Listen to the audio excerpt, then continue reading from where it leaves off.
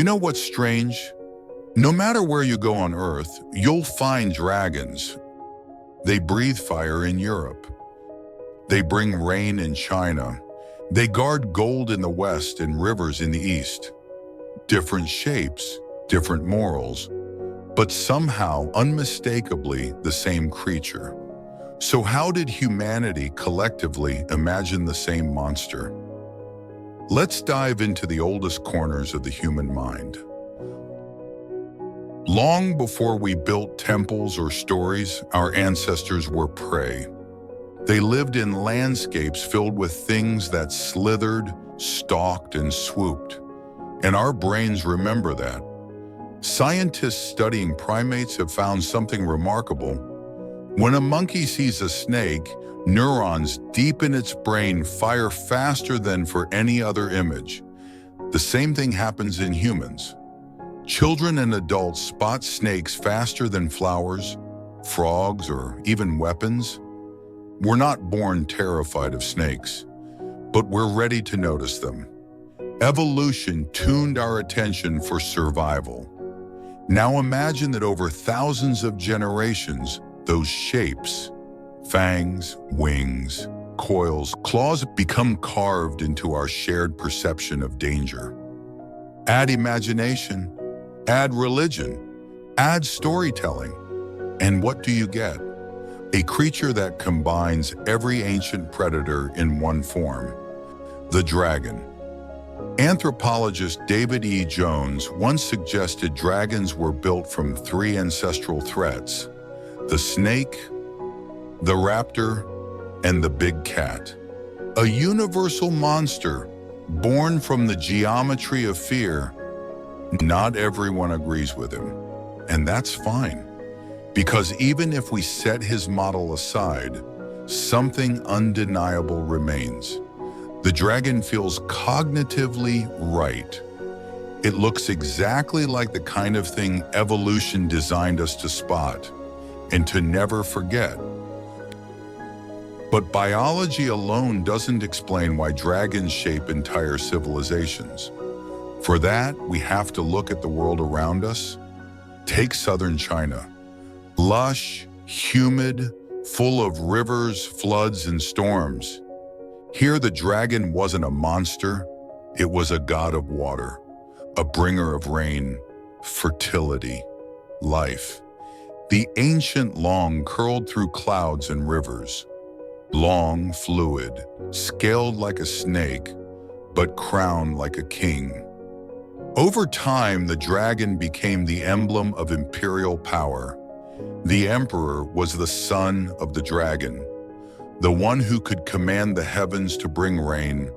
In China, to worship the dragon was to worship balance, the harmony between heaven and earth. Now travel west, to the ancient Near East. Here, dragons or sea serpents were enemies of order. In Babylon, Marduk slays the chaos dragon Tiamat and forms the world from her divided body. In the Canaanite texts, the storm god Baal defeats the sea monster Lotan, a name that echoes later as Leviathan in the Hebrew Bible. Indra battles Vritra in the Rig Veda. Thor smashes Jormungandr beneath the waves. It's the same story again and again. A god of lightning or order kills the serpent of chaos. The universe is born. Kingship is justified. The cosmos makes sense. One myth celebrates the dragon's reign. Another celebrates its destruction, but both understand its power. There's another reason dragons felt real to so many people. Bones. All over the world, humans have dug up the fossils of enormous, unfamiliar creatures. Jawbones thicker than a man's arm.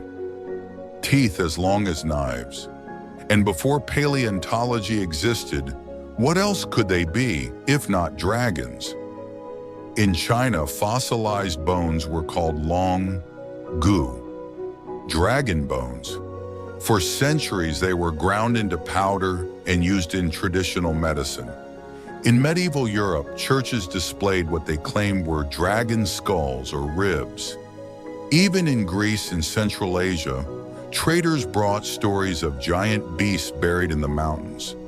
Some modern researchers, like Adrian Mayer, argue that these fossil finds helped create ancient monster myths.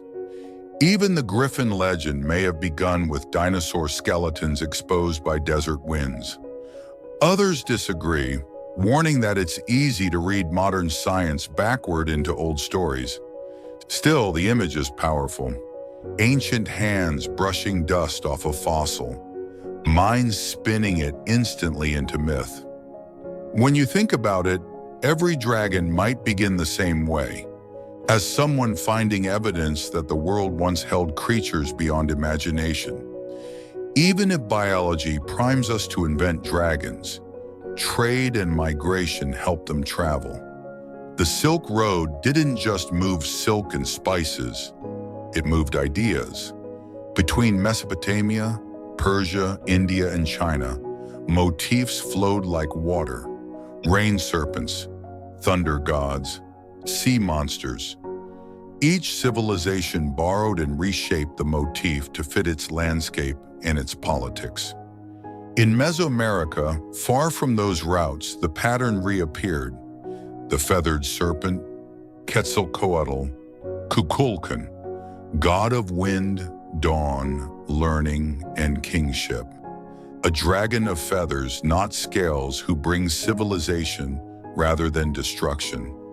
In Australia, the rainbow serpent creates rivers and laws, a being both creator and punisher, tied to the life-giving rains. In Africa, Apep coils through the underworld, an eternal enemy of the sun god Ra. Every morning, Ra defeats him again, and day returns. When you map them together, it's astonishing. The same curved line, the same idea. A vast, powerful serpent between chaos and order, between life and death. Different names, same pattern. A global rhyme in myth. Today, neuroscientists and mythologists are starting to converge on a remarkable idea. That myths might not just be stories, they're cognitive fossils. Each culture takes universal instincts like fear of predation or awe of storms and encodes them in narrative form. Those narratives become adaptive memory tools. They teach, warn, and bind communities together. The dragon isn't only a monster, it's a symbol for power itself. In China, it's the state, majestic, auspicious, controlling reign and fortune. In the Bible and medieval Europe, it's evil incarnate, the chaos that must be conquered by faith. In indigenous and pre-colonial traditions, it's creation itself, a reminder that the world is alive, dangerous, and sacred. The dragon is never just a beast, it's the boundary between nature and meaning. Of course, scholars argue about all this. Evolutionary psychologists debate whether fear of snakes is hardwired or simply learned. Some anthropologists reject the idea of a universal archetype. Others say the resemblance between global myths is too precise to be coincidence. But maybe we're asking the wrong question. Maybe dragons appear everywhere not because one story spread, and not because our genes program them, but because every culture has to wrestle with the same truth. How do we describe power? Natural, divine, unpredictable power, in a way humans can see and remember? The answer is a dragon. Even now, in an age of satellites and particle colliders, dragons refuse to die. They've just evolved. In fantasy films, they're the last magic in a rational world. In logos, tattoos, sports mascots, they still stand for mastery, danger, prestige. They sell cars, crown kingdoms, dominate video games. Every new version carries a whisper of the ancient one. When we design them with AI today, we're not creating dragons, we're remembering them. They've been coiled in our imagination for millions of years, waiting for another story. So why do dragons appear everywhere? Because they're made from the oldest data our species ever processed.